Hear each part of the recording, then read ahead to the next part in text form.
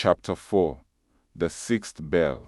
Setting 2 days after the fourth gate was bound, a mysterious visitor arrives in the nearby town, and something long buried tolls beneath the earth. The bell rang just after sunset. No church stood for miles. No steeple, no tower. Just thick air, cicada cries, and the smell of rain long overdue.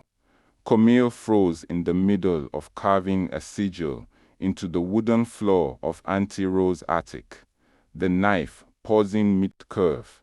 Leela, seated cross-legged beside her, turned toward the window slowly. The ring on Camille's finger pulsed once, not hot, not cold, hollow. The sound didn't come from above, it came from below. Ro climbed the stairs fast for a woman in her 60s. You heard it too? She asked, chest heaving. Camille nodded. A bell. Ro's face was pale. Then, it's true. The sixth bell survived.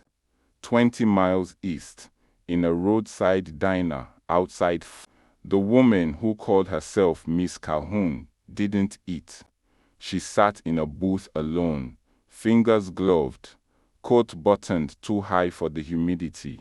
Her presence disrupted the air, like someone had let in a colder season. The waitress, a girl, no older than 19, with an alligator tattoo on her wrist, glanced toward her again. You sure I can't get you something else, ma'am? She asked, trying to sound casual. The woman smiled, but didn't blink. Her eyes were too light, almost silver. Just waiting, Miss Calhoun replied. The girl hesitated, waiting for what? The bell rang in the distance, not loud, but enough. Miss Calhoun stood, for the roots to remember me. Back in the attic, Ro flipped through an ancient grimoire that had once belonged to her mother, pages thick as bark, symbols scrawled in mud and wax. The sixth bell was buried beneath the bone orchard in 1902, she muttered. Part of a failed binding. The gate wouldn't seal, so they sealed the bell. Camille frowned, and someone just unsealed it. Ro looked up at her. No one living would dare, but something hungry might. Leela spoke up, quiet but certain. The bell doesn't ring for a gate, it rings for a keeper. Camille stared at her. The sixth voice. No, Leela said. The one who left the chain. They all fell silent. Later that evening, Camille stood on the back porch, barefoot, staring at the swamp. Something was coming, not fast, but steady. Like a storm on the horizon that refused to change course. She turned when she felt the tremor. Miles. He was in the yard again, shirt soaked in sweat, digging near the tree line. Not frantically, methodically, like something inside him knew exactly where to go. Carla sat nearby, head in her hands, watching him crumble by inches. Camille approached gently. Carla, she didn't look up. He's been digging since the bell rang. I can help him, Camille said, but I need to know what he heard. Carla nodded toward the trench. Ask him yourself. Camille knelt by the edge. Miles didn't stop digging. Miles, she said softly.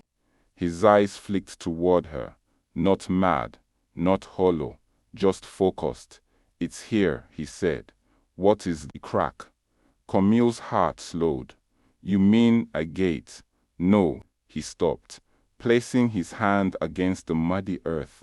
The hole, that part, they didn't seal. It's breathing again. Camille shivered. Behind her, the trees rustled, but there was no wind. Elsewhere, the woman called Miss Calhoun arrived at the bone orchard just before midnight. She passed between the leaning gravestones like they were her children, dragging her fingers across old headstones marked in Creole and French. She found the one she was looking for, Émile Brousseau, d. 1902.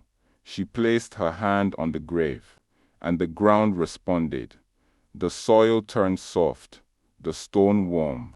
The bell rang again, once softly, like a gasp. I never stopped listening, she whispered. Then she pulled off her glove.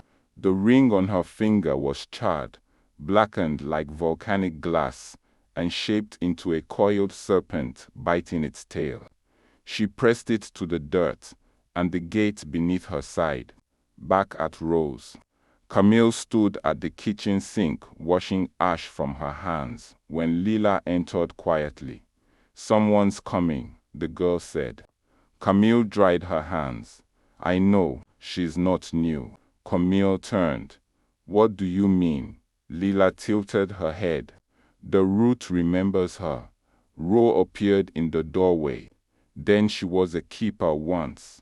Camille's voice dropped the sixth. Ro shook her head. No, baby, she was the fourth. The one who opened 3 gates before vanishing. Camille's stomach turned. She's not coming to help us, Ro said. She's coming to finish what she started.